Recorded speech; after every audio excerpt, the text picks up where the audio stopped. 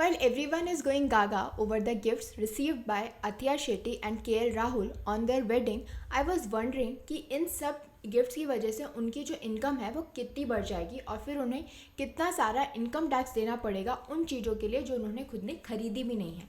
But I was surprised कि उन्हें income tax नहीं देना पड़ेगा। अब वो कैसे, उसी के बारे में हम आज के वीडियो में समझेंगे। लेकिन हम सबसे पहले बात कर लेते हैं उन गिफ्ट्स की जो इन्हें अपनी शादी में मिले हैं। सबसे पहले तो एक 50 करोड़ का लग्जरी फ्लैट जो अथिया शेट्टी के फादर सुनील शेट्टी ने कपल को गिफ्ट किया है। इसके अलावा सलमान खान ने उन्हें एक लग्जरी ऑडी कार गिफ्ट की है which is worth 1.64 crore. Virat Kohli ने भी कपल को एक BMW कार दी है वर्थ 2.17 करोड़ और MS धोनी ने उन्हें एक निंजा बाइक दी है जिसकी वर्थ है 80 लाख। फास्ट कार्ड्स के अलावा जैकी श्रॉफ जो कि फैमिली के क्लोज फ्रेंड हैं, उन्होंने कपल को एक गॉर्जियस चॉपर्ड वॉच दी है विच इज़ वर्थ 30 लाख। और अर्जुन कपूर जो अथिया शेट्टी के बेस्ट फ्रेंड हैं, उन्होंने उन्हें एक डायमंड ब्रेसलेट दिया है वर्थ 1.5 करोड़। अगर ऐसे अच्छे गिफ्ट सबको शादी में मिलने लग गए तो कोई भी शादी के लिए हाँ कर देगा।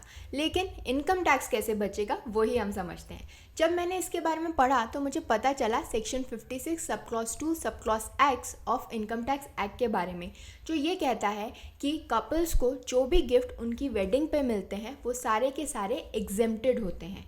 और इस सेक्शन के अंदर ये भी बताया गया है कि कौन कौन सी कैटेगरीज के जो गिफ्ट्स हैं वो एग्जेम्प्टेड होंगे, which includes jewellery, property, shares and securities, archaeological collections, drawings, paintings, sculptures और एनी वर्क ऑफ आर्ट और बुलियन।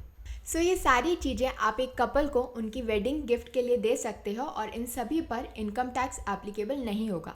लेकिन ये एग्जेम्पशन क्लेम करने के लिए आपको कुछ स्टेप्स लेने होंगे और वो स्टेप्स क्या होंगे वही हम देखते हैं। सबसे पहले तो you must include all these gifts in your ITR। इसकी सारी डिटेल संभाल के रखिए, किसने दी थी, क्या डॉक्यूमेंटेशन था, क्योंकि ज्वेलरी हुई, बाइक्स हुई, गाड़ियाँ हुई, इन सब के जो पेपर्स होते हैं वो सब कुछ आपको संभाल के रखने होते हैं। किसने दिया उसकी डिटेल संभाल के रखनी होगी और साथ साथ आपको उसे भी बताना होगा जिसने आपको ये गिफ्ट दिया है that you are declaring all these gifts in your ITR। और ये सारे स्टेप्स फॉलो करने के बाद ही आप ये एग्जेम्पशन क्लेम कर सकते हैं।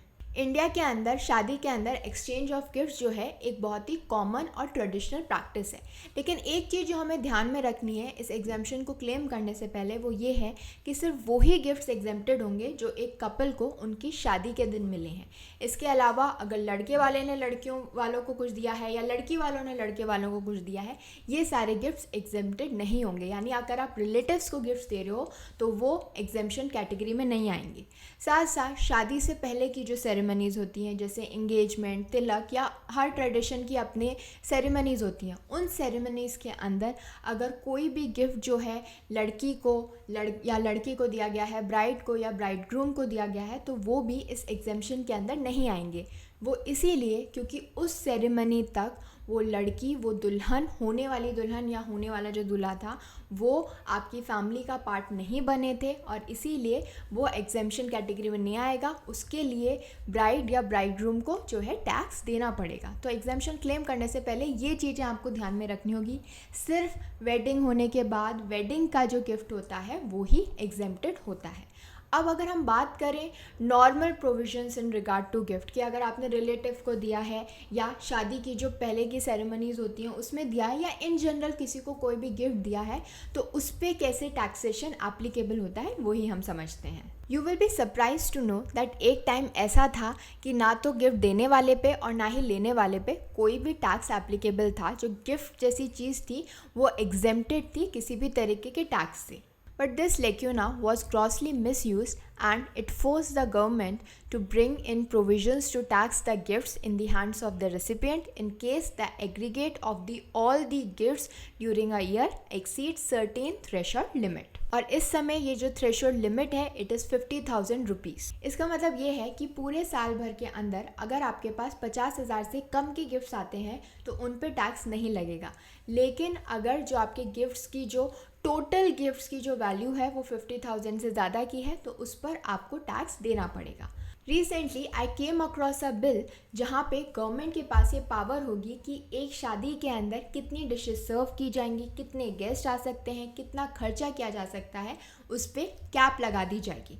ऐसा क्यों किया जा रहा है? To stop this show of wealth. और साथ साथ ये भी कहा गया है कि इस बिल के अंदर एक फ़ंड बनाया जाए और वो फ़ंड जो है यूटिलाइज़ किया जाएगा उन गर्ल्स की शादी में जो कि पुअर है, अच्छे बैकग्राउंड से नहीं है, तो उनकी शादी में इसे यूज़ किया जाए। अब ये बिल है क्या? The marriages compulsory registration and prevention of wasteful expenditure bill 2016 aims at prohibiting lavish spending on weddings while trying to make the solemnization simpler। इस बिल के अंदर वो फैमिलीज़ जो एक शादी के अंदर 5 लाख से ज़्यादा का खर्चा करना चाहती हैं, they will have to state the amount they wish to spend on the wedding to the relevant government। तो आप जिस भी स्टेट के अंदर हो वहाँ की गवर्नमेंट को आपको बताना पड़ेगा कि आप अपनी शादी में कितना खर्चा करने वाले हो।